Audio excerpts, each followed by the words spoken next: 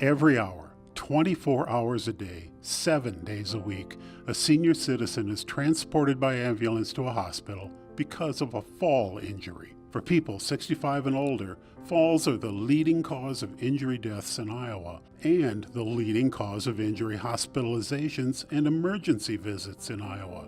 1 out of 3 adults age 65 to 79 will fall every year, and 1 out of 2 adults age 80 and older will fall every year. Many slips and falls outside your home can be prevented with mindfulness and planning ahead. Make sure to slow down.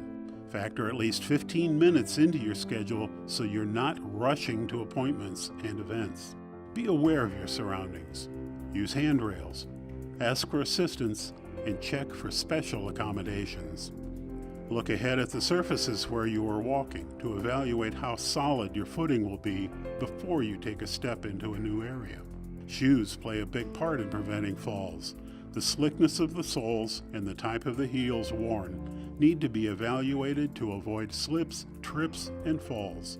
Shoelaces need to be tied correctly. A number of falls take place in the community on sidewalks and curbs. The uneven surfaces cause people to trip and misstep, stumble and fall. So I caution people to scan ahead as they walk, look for those little subtle changes in elevation. Could be just a 1/4 inch change in elevation, either up or down, at a sidewalk control joint that can cause a misstep and stumble in a serious fall accident. Well, when you're out and about and you encounter a step, one of the most important things is to use that handrail. Keep your hands free so you can grip that. If you start to misstep or stumble, you can grab that handrail and prevent a fall. It's also important to slow down on steps and make sure you see each step edge. They're not always highly visible. When we go into a store, I like to caution people to slow down and get their bearings as they enter that doorway. Assess the walkway, see if there's any hidden hazards such as a wrinkled up floor mat that may not be highly visible. Also, it takes a while to get a feel for that footing. It might be a slippery floor surface, a ceramic tile that could be very slippery when wet. Even if you don't see puddles, if your shoes are wet, you're going to be prone to slips and falls. When it rains or snows, the key is to be aware that slippery conditions can exist, especially in the spring and when there's a thaw refreeze cycle going on. The key is to first recognize that area and change your pace. We want to have you walk with an upright posture, small steps, flat-footed steps, and not too fast. In many cases, it may be more safe to walk on the grass area of a sidewalk than the sidewalk surface itself. The best kind of footwear to wear is a shoe that fits snugly around the foot. It doesn't allow the foot to slide inside the shoe or the heel to raise up.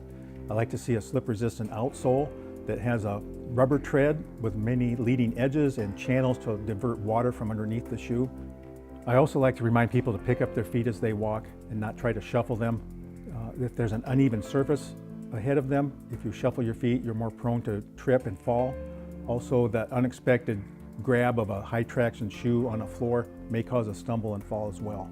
One last bit of advice I like to give people is that walking, just like driving a car, requires your full attention. Look ahead for hazards, try to identify those before you get to them, and don't be surprised by them. You'll be much safer. Nearly half the falls outside your home are related to walking, particularly on uneven sidewalks or tripping over curbs. Look ahead, keep your head up, and slow down.